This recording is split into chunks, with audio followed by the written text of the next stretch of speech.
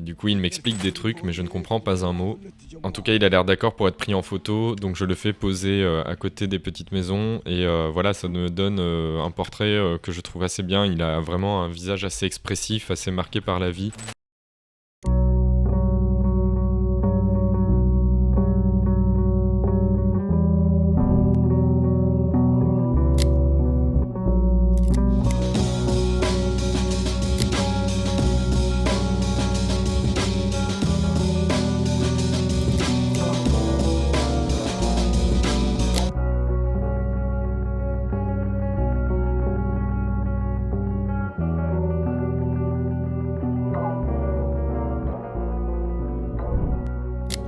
Bienvenue dans Roll Films et cette nouvelle série du coup sur les Bédouins en Israël-Palestine. Alors dans la vidéo précédente, je m'étais rendu à Rahat, qui est une ville bédouine dans le désert du Negev. Et cette fois-ci, je me dirige vers le désert de Judée, donc à l'est de Jérusalem. Cette première pellicule avec une photo de dromadaire que j'ai choisi à nouveau.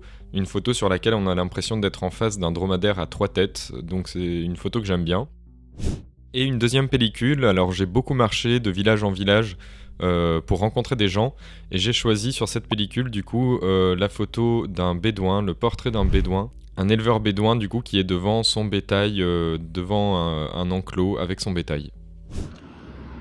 Alors donc en descendant du bus, parce que c'est un endroit qui est quand même accessible en transport en commun, il faut marcher depuis l'arrêt plusieurs centaines de mètres en fait le long de cette autoroute où il y a beaucoup de circulation pour arriver jusqu'au village de Ran al-Ahmar, ce village bédouin où j'ai donné rendez-vous à un habitant dont j'ai eu le contact. Donc là j'essaie de l'appeler pour lui dire que je suis là et en fait il arrive.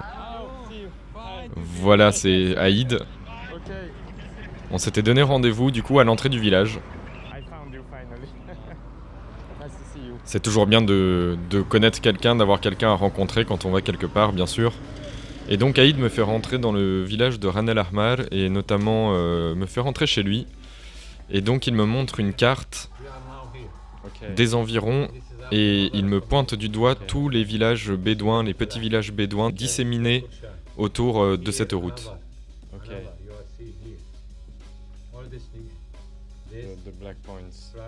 Donc il y en a vraiment beaucoup. Et ensuite il me montre sur cette même carte du coup la vraie problématique des Bédouins en Cisjordanie, celle des colonies israéliennes. Donc il me montre sur cette carte en fait que la région petit à petit est colonisée par les Israéliens qui construisent tout le long de cette route. Donc voilà, des grandes colonies collées à Jérusalem-Est.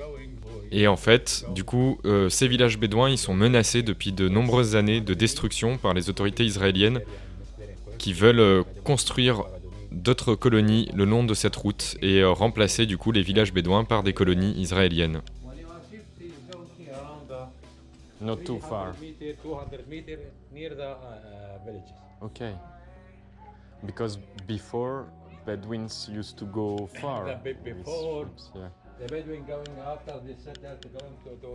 Et donc depuis qu'il y a les colonies israéliennes autour, les éleveurs ne peuvent pas emmener leur bétail très loin. Ils sont obligés de rester très proches du village. Je sors faire un tour pour faire quelques photos de Ran al-Ahmar. C'est les toutes premières photos du coup que je prends dans ce village. Il y a un enfant qui vient vers moi. Je déclenche à ce moment-là. Il est en train de manger un melon. Ou une pastèque plutôt, et puis il y a une chèvre aussi derrière lui. Donc le village est assez désert, il n'y a pas grand monde, hein. Les gens sont plutôt chez eux, il fait très chaud. Du coup je fais des images un peu des maisons, ici notamment avec ces panneaux solaires. Et puis devant une autre maison, je tombe sur 2 chèvres, donc je tourne un petit peu autour de la scène pour faire ces quelques photos. Là à nouveau, je viens d'arriver, donc ce sont... mes photos d'échauffement un peu habituelles, plutôt des paysages, des maisons, en attendant de rencontrer des gens et d'être un peu plus à l'aise dans l'environnement. Quand on arrive à un endroit qu'on connaît pas, où on connaît personne, voilà, il faut un petit peu se fondre dans le paysage et passer du temps, déclencher des images pour commencer à travailler tout simplement. Donc voilà d'autres photos encore de cette chèvre, un peu à contre-jour.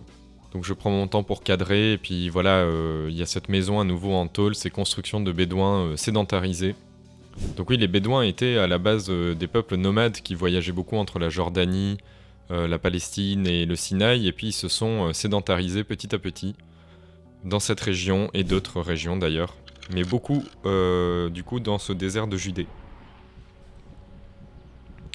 Donc là on voit au fond de cette photo la route numéro 1 qui relie un peu les colonies israéliennes, et puis devant il y a la mosquée du village de Ran al-Ahmar, avec donc ces mégaphones qui permettent de diffuser les appels à la prière. Et alors c'est très calme dans ce village, donc comme je disais, il n'y a pas grand monde. Alors j'essaie de faire des photos un peu différentes que d'habitude. Des photos donc à nouveau de ces constructions en tôle. Là il y a une jolie lumière sur celle-là. Il y a notamment ce petit arbre là qui est éclairé. Ça donne une photo avec des textures différentes, du bois, du métal, j'aime bien ça.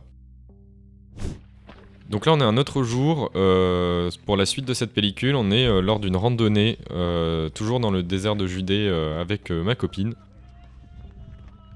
Il fait très très chaud, le soleil tape, du coup on se couvre la tête. Et alors on arrive sur un espèce de troupeau de dromadaires. Il y a des dizaines de dromadaires gardés donc par des bédouins dans cette petite vallée. Et c'est assez impressionnant d'en voir autant en train de boire là dans ce canal. Donc je fais quelques images des dromadaires.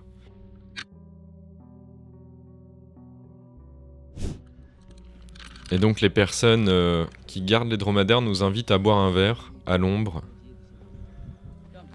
Ça faisait quelques heures qu'on marchait, donc on est content de trouver un peu d'ombre. Thomas, nice to meet you. Et puis on nous offre le thé, les bédouins sont très accueillants. Du coup je décide de m'approcher un petit peu des dromadaires pour prendre d'autres photos, parce que je trouve ça assez sympa d'avoir tout un troupeau comme ça, avec leur tête là qui m'observe. Et en m'approchant du coup du canal où ils boivent, je peux composer des images un peu plus. Là il y a 2 dromadaires, un qui repart dans l'autre sens au fond. Et en attendant un petit peu, il y en a 3 finalement qui viennent boire côte à côte dans ce canal. Donc je cadre la photo parce que c'est assez intéressant. Et voilà, j'obtiens du coup cette photo avec les 3 têtes de dromadaires. On dirait du coup un animal un peu fantastique sur cette image, c'est ce que j'aime bien. Et puis on voit aussi l'eau qui coule de la bouche du dromadaire au premier plan.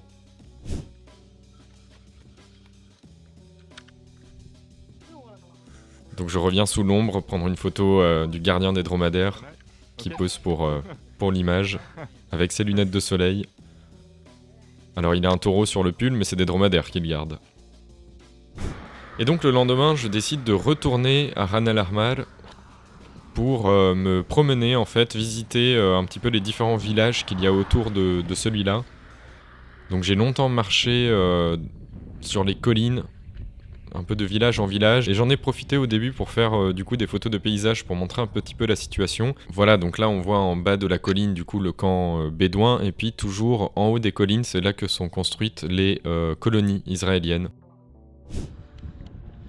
En m'avançant un peu, j'ai aussi une vue du coup sur la fameuse route numéro 1, le long de laquelle tout ça se déroule. Donc on voit la route, j'ai attendu qu'il y ait un camion qui passe pour montrer qu'il y a de la circulation, et puis on voit à nouveau le village bédouin derrière. Et enfin un troisième village, donc il y en a vraiment énormément dans le coin. Un troisième village à nouveau avec les 2 colonies israéliennes en haut des collines derrière le village. Donc on voit vraiment qu'il y a eu un vrai enjeu de territoire ici, entre les bédouins et les autorités israéliennes. Donc là, en m'approchant d'un campement, en fait, je tombe sur un père de famille. Et en fait, j'avais demandé à Aïd, donc la personne qu'on a vue au début de cette vidéo, de m'enregistrer un message audio en arabe qui explique qui je suis et pourquoi je suis là. Et du coup, je fais écouter ce message audio à la personne devant moi, parce que je ne parle pas arabe.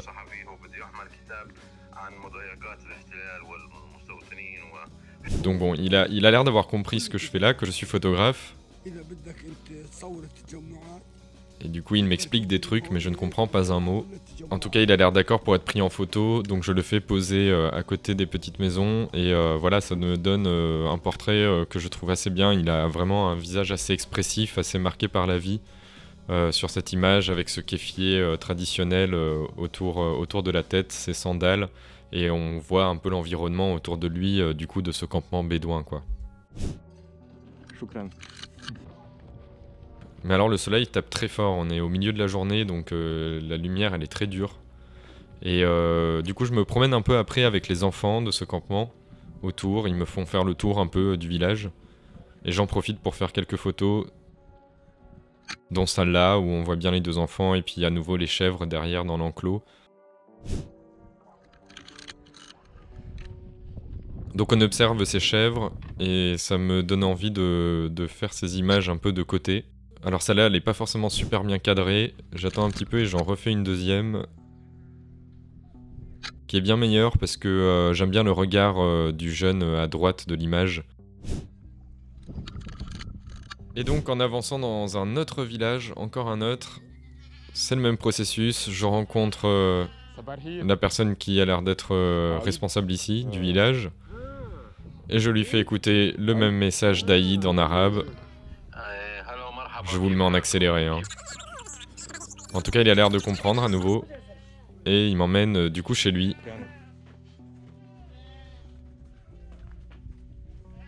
J'ai à nouveau droit à une place à l'ombre, à du thé. Franchement, ils sont tous toujours super accueillants. Alors qu'on n'arrive pas à discuter parce qu'on parle pas la même langue. Je n'ai pas les moyens d'être accompagné d'un traducteur, malheureusement, encore sur ce projet.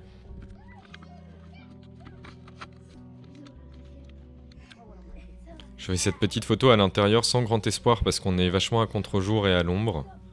Mais bon, je cadre quand même. Je suis un peu près aussi. J'aurais bien aimé avoir un objectif plus large sur celle-là. Au final, ça donne quand même une photo intéressante. Ce qui est dommage, c'est que je coupe un peu ses pieds en bas.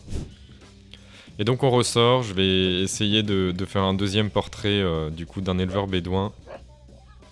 Donc il pose à côté de son cabanon. Une photo qui fait un peu référence aussi à la première, qui est intéressante. Ça peut faire un bon diptyque. Et donc je m'approche de son enclos pour faire encore une photo de chèvre, montrer un petit peu les élevages de ces personnes. Donc voilà, ça c'est une photo que j'aime bien parce que on distingue son œil à la chèvre juste derrière le grillage. Et donc une dernière photo avec ce bédouin qui m'a accueilli. Je cadre bien avec le troupeau derrière. Et donc voilà, c'est la photo que j'ai choisie pour cette deuxième pellicule. Je pense que c'est le meilleur portrait que j'ai pu faire pendant ces visites de ces villages bédouins. Voilà, c'est la fin de cet épisode. C'était la dernière photo. J'étais très content de vous montrer le début de ce travail que j'entame sur les bédouins. Voilà, on verra dans l'épisode suivant que je vais retourner dans le village de Ran El Ahmar. Je vais même pouvoir y dormir, rencontrer d'autres personnes. Donc voilà, j'ai hâte de vous montrer. N'hésitez pas à commenter, à vous abonner à la chaîne si ce n'est pas encore le cas. Je vous souhaite une bonne semaine à toutes et à tous. Ciao.